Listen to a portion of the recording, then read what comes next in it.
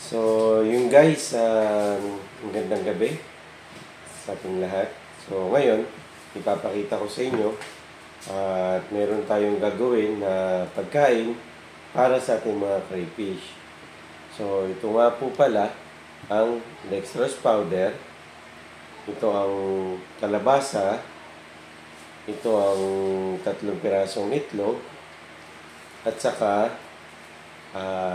PO1 na na gagamitin natin. At later on ay pagsasama-samahin natin at ipapakita namin sa inyo yung aming finished product. Pero sa ngayon, tatanggalin natin yung balat. Kasi baka mamaya mapait para sa kanila. Ganon din yung mga buto na ito, tatanggalin din natin ito. No? Yung kukunin lang natin mismo talaga is yung pinakalaman. Instead na duckweeds, ang gagamitin natin, itong kalabasa na lang ang magiging replacement natin o alternative natin. So yun guys, no? So ito yung dextrose powder. So 2 scoop po itong paglalagay natin. 2 scoop. Ito. Ang susunod naman natin ilalagay ay crude protein na PO1. Ang paglagay naman nito ay 3 plastic nito. Okay. Ihahalo lang natin yan dito. Ang susunod naman natin ilalagay ay ang ating kalabasa na magsiserve as kanilang carbohydrates. Okay. So, ang susunod naman natin guys ay ang ating itlog. Ilalagay natin guys ito kasama ng kulay yellow. Yan, ganyan. Itatabi rin natin ang ating shell, egg shell. Patutuyuin natin. Dahil makakatulong din yan sa ating crayfish upang mapalakas ang kanilang mga shell. Mas lalo na kung sila'y magmo-molt. Malaking bagay ang pagpapakondisyon ng tubig kung ito'y merong sapat na calcium. So ito yung pangalawa. At ito naman yung pangatlo. Ganun lamang guys. At ngayon, tatakpan natin at i-press natin ito.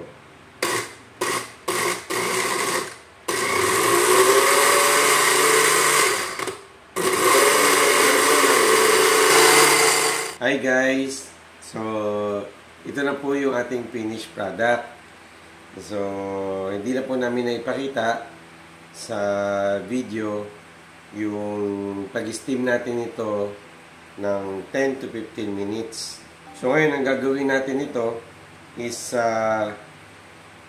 gagawin natin cubes type. O kaya po, pwede rin naman gaganunin natin siya na gano'n. Tapos kay bubudbud ng gano'n sa pan para maging pagkain nila. Pero ako, I suggest na gawin siyang cubes type. Para kung sakali man buo pa rin siya, kinabukasan, kung kukunin mo siya, madali mo na lang din siyang makuha. So, guys, ganito po kalaki yung ating kinat into cubes. Bakit siya ganito kalaki? Kasi ang pand natin is merong 15 trios. O, tara po, sama po tayo.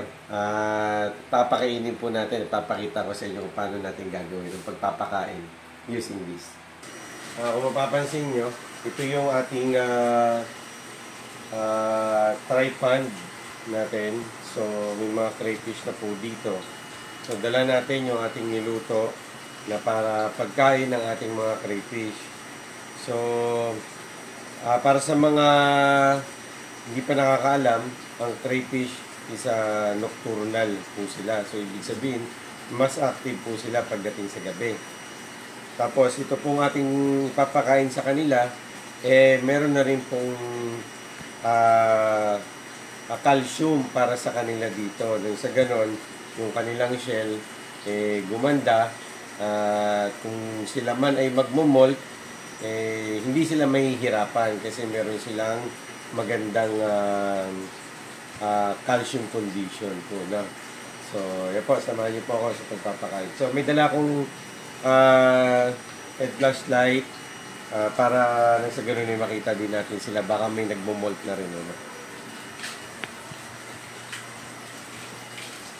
Ito na po, first cube na ipapakain natin sa kanila.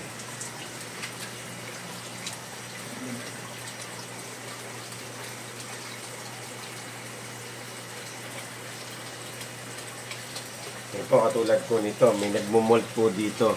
Kanina pa po siya halos hindi makagalaw, no?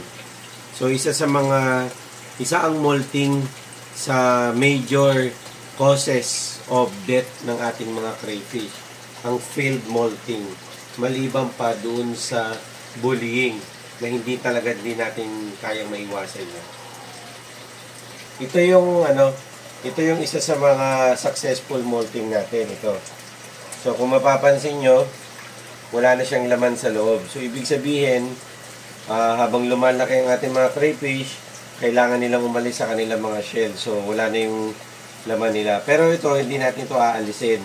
Kasi magsiserve ito as kanilang pagkain to have a better shell nila. Kasi calcium din ito. So, ito, isa. Tapos, meron pa dito isa. Ito. Ito. So, dalawa. Ito. Isa, dalawa. So, yun.